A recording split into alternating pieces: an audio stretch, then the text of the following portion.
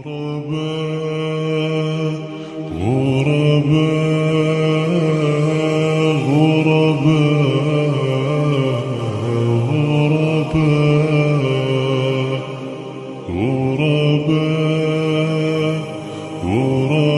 مولانا خالد حنیف صاحب کی تراجم علماء اہل حدیث ہے،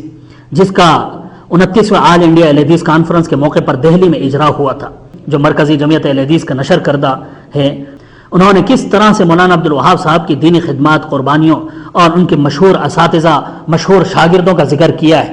اور ساتھ ہی جماعت غرباء اہل حدیث کے قیام کی تاریخ واضح لفظوں میں 1886 لکھی ہے۔ تراجم علماء اہل حدیث کے جلد نمبر 1 صفحہ نمبر 303 میں لکھتے ہیں وہ کہ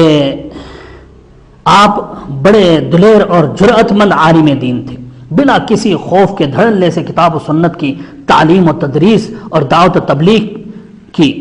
بلا کسی خوف لومت لائم ہر مجلس اور ہر مقام پر نعرہ حق بلند کیا۔ آپ نے دلی میں کچھ ایسی سنتوں پر عمل کا آغاز کیا جس پر لوگ